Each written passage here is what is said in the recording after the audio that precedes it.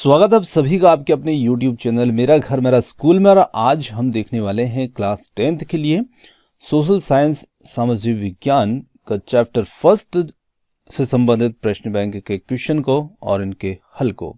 तो आइए और स्टार्ट करते हैं और देखते हैं किस प्रकार के प्रश्न जो है इस अध्याय में है और उनका क्या हल होगा।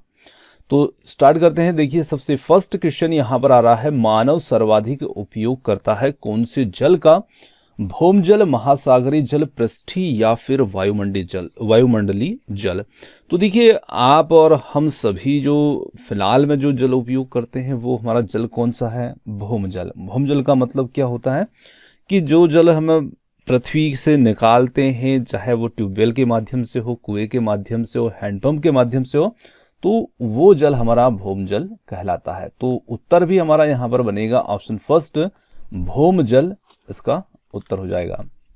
अब देखिए कहीं कहीं पर पृष्ठीय जल भी उत्तर इसका देखने को आपको मिलेगा, पर पृष्ठीय जल क्या है? पृथ्वी पर जो जल है वो सबसे ज्यादा रूप में, मतलब पृष्ठीय जल के रूप में, जैसे नदी हुई, इसके बाद में बर्फ हुई, इन सभी के रूप में। तो वो प्रश्न हमारा कुछ इस प्रकार से बनता है। पर यहाँ पर हम बात करें उपयोग की, तो जैसे जरूरी नहीं कि सभी जगह जो नदियों का जल हो वही पीने में भी हम उपयोग करते हो, क्योंकि उसका उपयोग जो है हम सिंचाई वगैरह तो कर सकते हैं, पर ज़्यादातर आबादी जो होती है वो कौन से जल का उपयोग करती है? तो वो तो भूमि से निकलने वाले जो जल, ट्यूबवेल का, कुएं का या फिर हैंडपंप के जल का उपयोग। चलिए अगले क्वेश्चन की ओर बढ़ते हैं। अगला क्वेश्चन हमारा यहाँ पर, घाना पक्षी विहार जो है ये स्थित है कहाँ पर? तो घाना पक्षी विहार जो है ये स्थित है राजस्थान के भरतपुर में। तो ऑप्शन सेकेंड हो जाएगा यहाँ पर हमारा उत्तर। देखिए ये राजस्थान तो राज्य हुआ, पर कभी कभी यहाँ पर भरतपुर भी लिखा हुआ आ सकता है, तो आपको ध्यान रखना है भरतपुर के अंदर, ये राजस्थान के भरतपुर में ये स्थित है। अगला क्वेश्चन है हमारा यहाँ पर, वन संसाधन की प्रमुख समस्या क्या है? मछली पालन, रेगिस्तान का विस्तार या फिर वनों में लगने वाली आग, आदिवासी गतिविधियां। तो देखिए वन संसाधन की समस्या पूछी जा रही है यहाँ पर हमसे। तो वन संसाधन की जो प्रमुख समस्या है वो क्या होगी? वनों में लगने वाली आग, ऑप्शन थर्ड यहाँ पर हमारा उत्तर बनेगा। चलिए अगले क्वेश्चन की ओर बढ़ते हैं। अगला है, मानव जनित आपदा। तो मानव जनित मतलब जो मानव के द्वारा पैदा की गई हो ऐसी कौन सी आफत, समस्या, आपदा यहाँ पर हमें देखने को मिल रही है? तो हम देखते हैं कि बाढ़, सूखा, भूस्खलन ये सभी क्या है? प्राकृतिक आपदा है। परंतु जो सड़क दुर्घटना है ये यहाँ पर क्या होगी? ये एक मानव जनित आपदा है। चलिए अगला क्वेश्चन है हमारा यहाँ पर, वन महोत्सव के जन्मदाता कौन है? तो देखिए वन महोत्सव के जन्मदाता जो है ये है ऑप्शन थर्ड, के.एम. मुंशी। और के.एम. मुंशी ने जो वन महोत्सव था इसकी शुरुआत की थी 1950 में। तो ये भी ध्यान रखना है आपको कि कब की थी, 1950 में। चलिए अगला क्वेश्चन है, आंध्र प्रदेश और उड़ीसा के डेल्टा क्षेत्रों में गंगा के मैदानों में सामान्यतः कौन सी मिट्टी पाई जाती है? तो देखिए जहां पर नदी की बात आ जाती है और डेल्टा क्षेत्र की बात आ जाती है, तो वहां पर मिट्टी कौन सी होगी? जलोढ़ मिट्टी। और जलोढ़ मिट्टी जो होती है वो क्या होती है? जो नदियां होती है उनके द्वारा बहाकर लाई गई जो मिट्टी होती है उसे हम कहते हैं जलोढ़ मिट्टी। और निश्चित रूप से नदियां होंगी, नदियों का नाम होगा, तो आपको समझ जाना है कि वहां पर मिट्टी कौन सी होगी? जलोढ़ मिट्टी। चलिए अगला क्वेश्चन है, सामाजिक वानिकी योजना को रिक्त स्थान से वित्तीय सहायता प्राप्त हो रही है। तो यहाँ पर जो वित्तीय सहायता वो किससे प्राप्त हो रही है सामाजिक वानिकी योजना को? तो ये हो रही है विश्व बैंक, है ना। तो उत्तर हमारा इसके अंदर बन जाता है रिक्त स्थान में विश्व बैंक से प्राप्त हो रही, जिसे हम वर्ल्ड बैंक भी कहते हैं। चलिए अगला क्वेश्चन है हमारा, वन अग्नि नियंत्रण परियोजना रिक्त स्थान के सहयोग से संचालित है। तो ये जो संचालित हो रही ये हो रही है UNDP। अब देखिए UNDP आप चाहें तो इस प्रकार से लिख दें या फिर इस प्रकार से भी लिख सकते हैं, ये भी आपका उत्तर बिल्कुल इसी प्रकार से सही बन जाएगा, UNDP।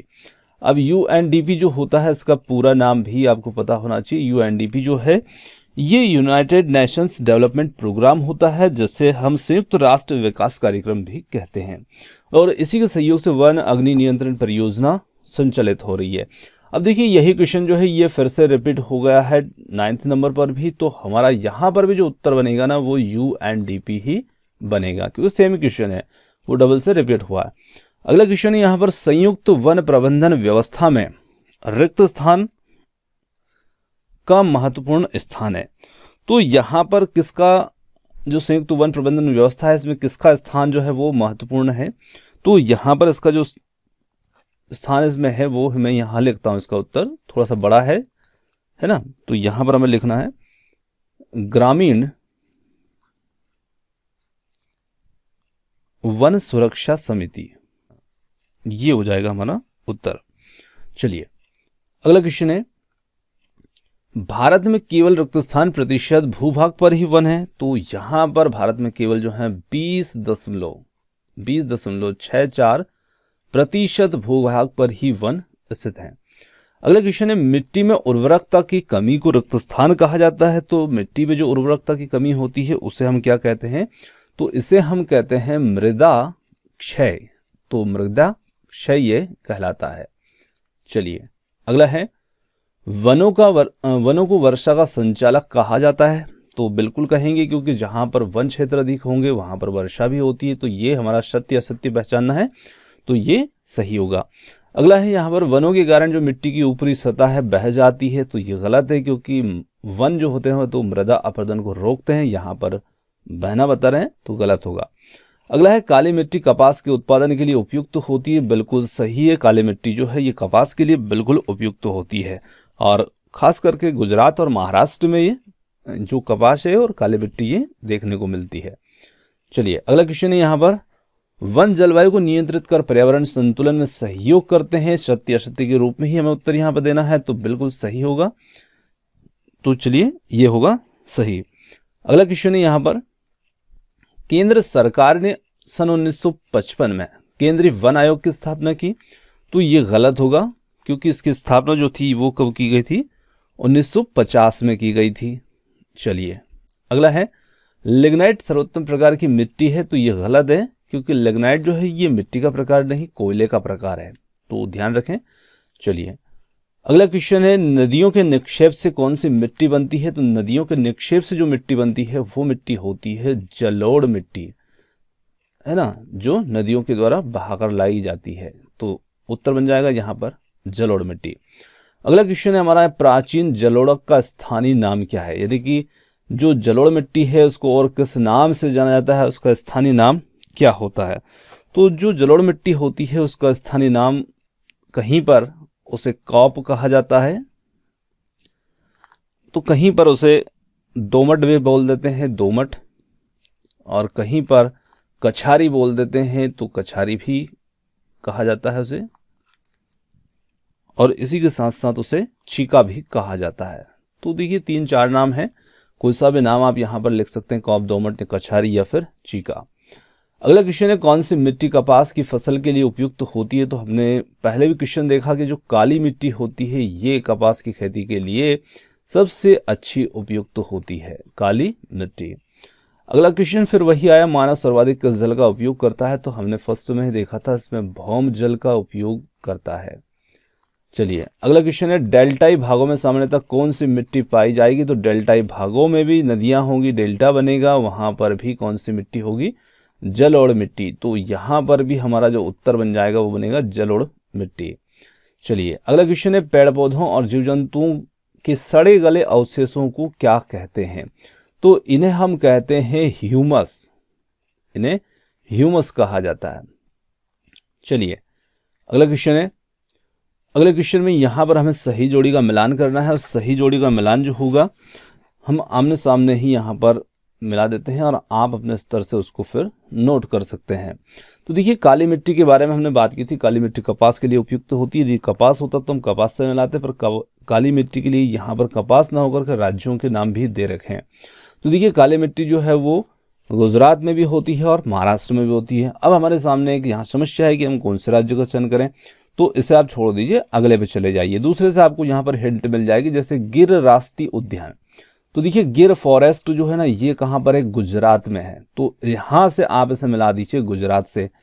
तो अब काली मिट्टी के लिए सिर्फ क्या बचता है? महाराष्ट्र। तो काली मिट्टी का मिलान किससे हो जाएगा? महाराष्ट्र से। तो ऐसे आपको थोड़ा सा चयन करना है जब आपके सामने ऐसी समस्या हो, क्योंकि कहीं ना कहीं वो दोनों काली मिट्टी से तो जुड़े हैं, पर गिर फॉरेस्ट जो है वो सिर्फ एक से ही जुड़ा है, गुजरात राज्य से ही संबंधित है। चलिए अगला क्वेश्चन है हमारा, वन महोत्सव, तो वन महोत्सव जो था ये हमने देखा था 1950 में के.एम. मुंशी के द्वारा शुरुआत की गई थी इसकी, तो वन महोत्सव 1950। अब देखिए वन संरक्षण अधिनियम, तो अधिनियम अपने आप यहाँ पर मिल जाता है 1980 से, क्योंकि 50 इधर चला गया तो 1980 इधर हो जाएगा। अगला है यहाँ पर कार्बेट, तो कार्बेट जो है ये कार्बेट जिम कार्बेट राष्ट्रीय उद्यान है और ये है उत्तराखंड में, तो हम चले जाएंगे सीधा उत्तराखंड पर कार्बेट के सामने। अगला है यहाँ पर पेरियार, तो पेरियार जो होगा ये संबंधित हो जाएगा केरल से। चलिए थोड़ा सा ये इधर मैच हो गया है लाइन दो, ये है ना, तो पेरियार जो होगा वो कहाँ पर होगा, केरल में। तो इस प्रकार से हम सही जोड़ी का इसमें मिलान कर देंगे। चलिए अगले क्वेश्चन की ओर बढ़ते हैं। भारत का सर्वाधिक रबड़ उत्पादन करने वाला राज्य कौन सा है? केरल, तमिलनाडु, असम, कर्नाटक, तो वो राज्य होता है केरल, तो हमारा उत्तर बनेगा यहाँ पर केरल। चलिए अगला क्वेश्चन है नीली क्रांति, बहुत आसान सा क्वेश्चन है, मछली उत्पादन से इसका संबंध होता है, तो यहाँ पर सेकंड विकल्प हमारा उत्तर होगा मछली उत्पादन से। अगला क्वेश्चन है लौह अयस्क का प्रकार नहीं है, तो हेमेटाइट, मैग्नेटाइट और सिडराइट जो होता है, तो ये तीनों तो होते हैं, पर बॉक्साइट जो है ये लौह अयस्क का प्रकार नहीं है, क्योंकि बॉक्साइट जो होता है ये एल्यूमिनियम का एक प्रमुख अयस्क होता है, इसे बॉक्साइट भी कहते हैं। चलिए अगला क्वेश्चन है मध्य प्रदेश किस खनिज के उत्पादन में भारत में प्रथम स्थान रखता है? बहुत अच्छा प्रश्न है। मध्य प्रदेश जो है किस खनिज के उत्पादन में भारत में प्रथम स्थान रखता है? तो आप मध्य प्रदेश से हैं तो आप याद रखिए कि आप मध्य प्रदेश के क्या हैं, हीरे हैं, हीरे, डायमंड। तो हमारा प्रदेश जो मध्य प्रदेश है वो खनिज के उत्पादन में, कौन से खनिज के उत्पादन में भारत में प्रथम स्थान रखता है? तो हीरा। पर ध्यान रखिए विकल्प आपके लिए, विकल्प में हीरा होना चाहिए, नहीं तो हीरे को छोड़ दें और कोई और यहाँ पर अयस्क रख दिए जाए या खनिज रख दिया जाए, तो फिर आप उसके अनुसार उत्तर का चयन करना है ना। पर यदि डायमंड या हीरा लिखा है तो हमारा उत्तर वही बनेगा। चलिए अगला क्वेश्चन है कृषि क्षेत्र जो है ये सम्मिलित है किसमें? प्राथमिक क्षेत्र में। तो कृषि क्षेत्र क्या है? प्राथमिक क्षेत्र के अंतर्गत सम्मिलित है। अगला क्वेश्चन है हमारा यहाँ पर मध्य प्रदेश किस खनिज के उत्पादन में भारत में प्रथम स्थान रखता है? क्वेश्चन फिर रिपीट हुआ, तो आप मध्य प्रदेश की क्या हैं? हीरे हैं, हीरे। तो मध्य प्रदेश हीरे में ही प्रथम स्थान रखता है। अगला क्वेश्चन है यहाँ पर पीत क्रांति जिसे पीली क्रांति भी कहा जाता है, तो इस क्रांति का संबंध किससे है? तो इसका संबंध जो होता है वो खाद्य तेल उत्पादन से है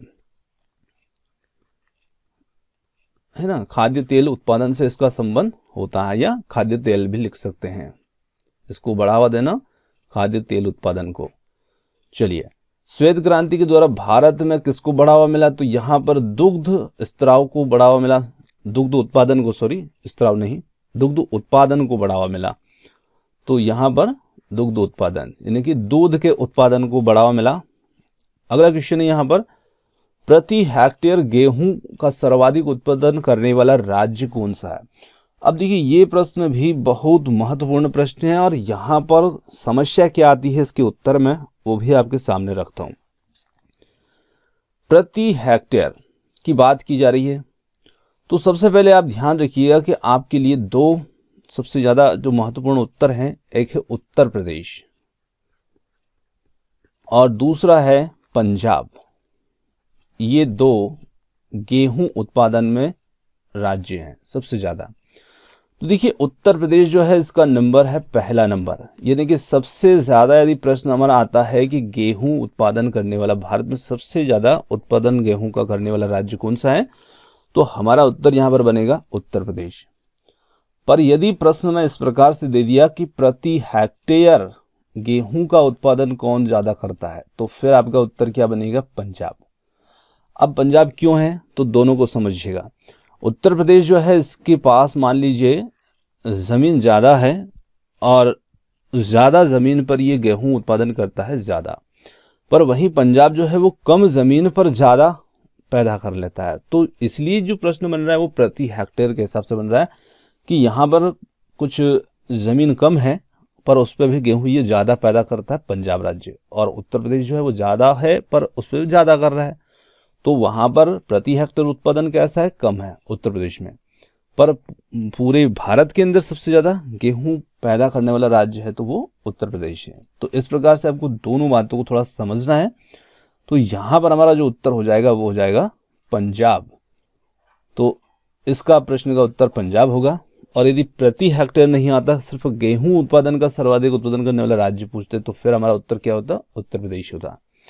चलिए अगला क्वेश्चन है, यहाँ पर सोयाबीन उत्पादन में भारत प्रथम स्थान प्राप्त भारतीय राज्य है।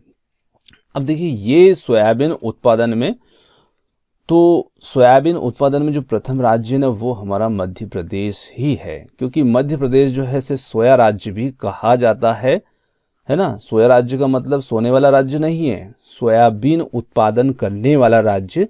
तो सोयाबीन में से बीन हटा दिया, सोया बच गया, तो सोया राज्य भी इसे कहा जाता है। तो मध्य प्रदेश हीरे में, सोयाबीन में नंबर 1 पोजीशन पर है। चलिए आगे बढ़ते हैं अगले क्वेश्चन की ओर। अगला क्वेश्चन है, यहाँ पर मैग्नीज मिलाकर धातुओं को कठोर और टिकाऊ बनाया जाता है। तो यहां पर हो जाएगा कठोर और टिकाऊ। चलिए अगला क्वेश्चन है, यहां पर Tata iron and steel company Jamshedpur किस राज्य में स्थित है? तो ये स्थित है झारखंड राज्य में। तो यहां पर उत्तर बनेगा झारखंड। चलिए अगला क्वेश्चन है, बिहार के अभ्रक को रूबी अभ्रक कहते हैं। ये एक सत्य असत्य का प्रश्न आ चुका है। तो यहां पर हमारा उत्तर होगा कि जी हां, बिहार के अभ्रक को रूबी अभ्रक कहा जाता है। तो उत्तर हो जाएगा यहां पर सत्य, राइट। चलिए अगला क्वेश्चन है, जनसंख्या विस्फोट से संसाधनों की कमी हो जाती है। बिल्कुल सही बात है, कमी हो जाती है, इसीलिए हम जनसंख्या के प्रति चिंतित भी हैं, क्योंकि जनसंख्या ज़्यादा बढ़ेगी तो हमारे पास जो संसाधन है उनमें क्या हो जाएगी? कमी होगी, क्योंकि सबको उनको बांटना पड़ेगा और सभी के लिए उपभोग के लिए वो चीज़ें कम पड़ जाएंगी। तो इसी प्रकार से ये क्वेश्चन है। अब देखिए यही क्वेश्चन 40 नंबर पर भी रिपीट हो गया कि जनसंख्या विस्फोट से संसाधनों की कमी हो जाएगी। तो सही है, सही है। 41 नंबर पर भी यही रिपीट हो गया है। तो 3 बार ये क्वेश्चन रिपीट हुआ है बोर्ड की वेबसाइट पर ही, है ना। ये त्रुटि सिर्फ मैंने नहीं की, ये बोर्ड की वेबसाइट से ही ऐसा क्वेश्चन मिला है।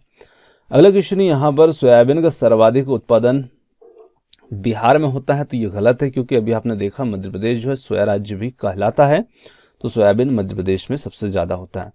अगला क्वेश्चन है, यहाँ पर छोटा नागपुर जो है, छोटा नागपुर पठार में भारत के कुल खनिज का 40% भाग पाया जाता है। तो ये बहुत अच्छा प्रश्न है, क्योंकि ये छोटा नागपुर का जो पठार है ना, विश्व खनिज का आश्चर्य भी इसे कहा जाता है। और 40% जो भारत का कुल खनिज है उसका 40% इसी में से प्राप्त तो होता है छोटे नागपुर के पठार से। तो ये हमारा राइट होगा। चलिए अगले क्वेश्चन की ओर बढ़ते हैं। राजस्थान में मरुस्थलीय मिट्टी पाई जाती है। बिल्कुल सही बात है। और मरुस्थलीय मिट्टी जो होती है उसमें क्या होती है? बालू की प्रधानता होती है ऐसी मिट्टी में। तो ये राजस्थान में पाई जाएगी। अगला क्वेश्चन है, वे फसलें जो वर्षा ऋतु के आरंभ में बोई जाती है उन्हें हम क्या कहते हैं? तो देखिए वर्षा ऋतु का आरंभ जो होता है वो कब होता है? तो सामान्यतः जो होता है जून जुलाई से इसकी शुरुआत हो जाती है। तो जून जुलाई में हम कौन सी फसल बोते हैं? सोयाबीन है, मक्का है ना, और ज्वार है। ये फसलें बोते हैं और इन्हीं फसलों को हम क्या कहते हैं? खरीफ की फसलें। तो यहां पर उत्तर बनेगा खरीफ की फसलें। चलिए अगले क्वेश्चन की ओर बढ़ते हैं। अगला है, मुंबई हाई प्रसिद्ध है। अब देखिए मुंबई हाई जो है ये क्यों प्रसिद्ध है? तो मुंबई हाई जो है इसकी प्रसिद्धि का जो कारण है कि यहाँ पर तेल और गैस क्षेत्र, जो भारत का तेल गैस क्षेत्र यहाँ पर स्थित है। तो तेल कौन सा? पेट्रोलियम वाला तेल, है ना। तेल एवं गैस क्षेत्र के लिए प्रसिद्ध है ये मुंबई हाई। चलिए अगला क्वेश्चन है, यहाँ पर सर्वोत्तम लौह अयस्क है। तो सर्वोत्तम लौह अयस्क कौन सा होता है? तो सर्वोत्तम लौह अयस्क जो है वो है हेमेटाइट। हेमेटाइट, है ना। चलिए क्योंकि इसके अंदर जो धातु की मात्रा होती है वो 60 से 70% होती है हेमेटाइट में। अगला है, जैफ ऑफ ट्रेड्स किसे कहा जाता है? अब देखिए जैफ ऑफ ट्रेड्स बहुत ही आईएमपी क्वेश्चन है। ये कहा जाता है मैग्नीज को। अब इसे क्यों कहा जाता है ये भी ध्यान रखना है। उत्तर हो जाएगा मैग्नीज को। अब क्यों कहा जाता है तो ध्यान रखिएगा कि मैग्नीज जो होता है ना, इसका उपयोग अनेक वस्तुओं में इसका उपयोग किया जाता है, यानी अनेक वस्तुओं का जो निर्माण होता है ना उसमें इसका उपयोग होता है, इसीलिए इसे आप जैक ऑफ ट्रेड्स भी कहते हैं। अगला है यहाँ पर भारत में सर्वाधिक कोयला भंडार, कोयले का भंडार जो है वो किस राज्य में है। अब देखिए कोयले का जो भंडार है वो सबसे ज्यादा किस राज्य में है, तो यहाँ पर भी प्रश्न में यदि बात करता हूं तो यहाँ पर भी दो उत्तर आपको मिलेंगे। देखिए पहला उत्तर यहाँ पर है हमारे लिए झारखंड, ये, और दूसरा जो उत्तर आता है वो आता है छत्तीसगढ़। अब छत्तीसगढ़ और झारखंड में क्या बात है ऐसी, तो देखिए समझिएगा, छत्तीसगढ़ दूसरा विकल्प है यहाँ पर छत्तीसगढ़। तो देखिए हमारी जो पुस्तक है, पुस्तक पहले से छपी हुई है, तो उसके अनुसार उत्तर हमारा बनेगा यहाँ पर झारखंड, ये ठीक है। भारत का सर्वाधिक कोयला भंडार किस राज्य में है, तो उत्तर बन गया यहाँ पर झारखंड। परंतु यदि वर्तमान स्थिति की यदि हम बात करते हैं तो वर्तमान स्थिति में जो छत्तीसगढ़ है, छत्तीसगढ़ ने कोयले उत्पादन में जो है वो झारखंड को पीछे कर दिया है। तो वर्तमान स्थिति की यदि हम बात करें किताब से हटकर आज के समय की, तो उस स्थिति में नंबर 1 पर है छत्तीसगढ़, समझ गए।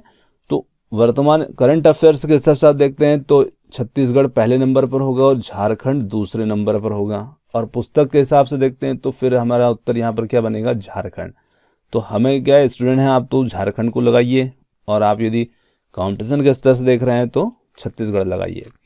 अगला क्वेश्चन है यहाँ पर भारत में बायोमास ऊर्जा उत्पादन की क्षमता है, तो देखिए यदि हम सत्य असत्य के रूप में दे रहे हैं इसका उत्तर, तो बिल्कुल यहाँ पर हमारा उत्तर बनेगा कि हाँ इसमें बायोमास उत्पादन की क्षमता भारत की है।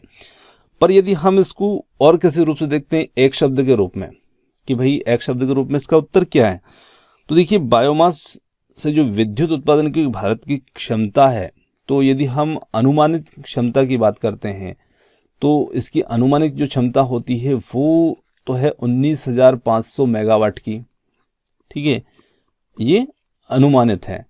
पर यदि हम इसकी वर्तमान उत्पादन की यदि बात करते हैं तो भारत में हमारा जो वर्तमान उत्पादन है इसका, ये वर्तमान उत्पादन, तो वर्तमान उत्पादन जो है वो हमारा 292 मेगावाट का है।